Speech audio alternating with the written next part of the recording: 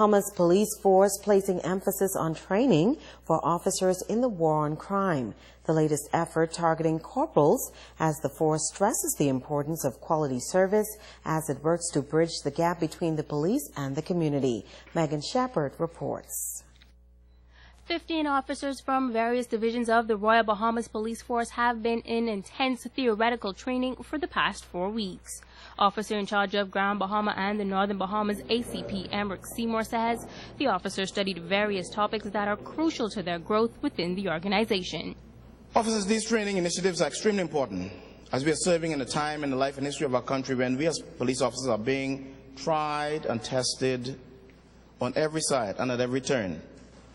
It is imperative, therefore, that we train our police officers to keep them on the cutting edge and to remind them of their duties and responsibilities as police officers. And so particular effort and emphasis were placed on your curriculum to ensure that you are adequately and appropriately equipped to go back into your respective divisions and departments and make a positive difference for the betterment of the department and, by extension, the Royal Bahamas Police Force. He says that as officers, they are the barriers between law and lawlessness in the Bahamas, and they must always strive to deliver courteous and professional service at all times. As police officers, we are to ensure that we conduct ourselves, among others, professionally and courteously at all times. And while we are in fact discharging our duties and our policing obligations to members of the public, after all, they are in fact depending on us so to do. So as first line supervisors then, your task is to ensure that your subordinates conduct themselves and act in accordance with the directives of the office, while at the same time you see to it that you yourself set the right and necessary example for them. Assistant Commandant ASP Kevin Mortimer says that this group of officers have set an outstanding bar for other groups to follow. He says they showed great enthusiasm throughout the course and that they are now ready and prepared to advance to the next level in their careers. This group, out of all the courses we've held so far, maintained or set a standard that is second to none. They combined with an 89% percentage on their overall exams, and I think that's commendable.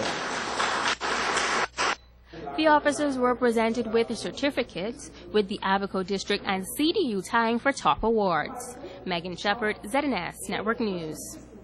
In Bimini on Saturday, it is alleged that the men conspired and were in possession of 411 pounds of marijuana on October 5th at North Bimini.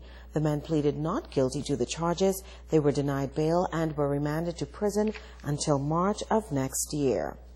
Now, during that arraignment, Magistrate Andrew Forbes issued a warrant of arrest for the third suspect in the case, 40-year-old Livingston Solomon of Freeport, Grand Bahama. Solomon, who is known to reside at number 7 Bass Lane and Alistown, Bimini, is considered armed and extremely dangerous. Solomon has dark brown complexion, weighs 160 pounds, and stands about 5 feet 9 inches tall. Police say Solomon is also wanted for escape from lawful custody. Meantime, police say they also need your help in locating another suspect who also escaped from lawful custody. That suspect is 22-year-old Javargo Cephas Saunders, a.k.a. Vargo of Alistown, Bimini. He has brown complexion, brown eyes, stands 5 feet 7 inches tall, and weighs 145 pounds.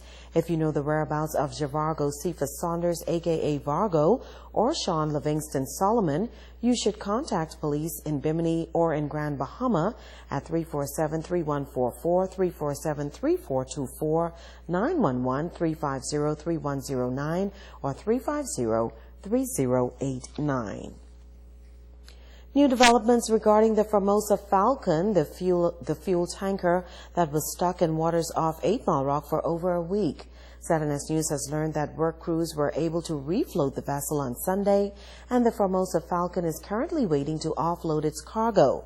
Reports say another tanker called the Alga was brought in to lighter the Formosa Falcon of some of its fuel. They were then able to refloat the ship and then reload it. On September 28, the Formosa Falcon encountered low tide, resulting in the vessel running aground about half a mile off Lovers Beach in 8 Mile Rock. It is understood that an investigation is underway to determine if any damage was done to the coral reef in that area. Stay with us. The Northern Edition is coming right back.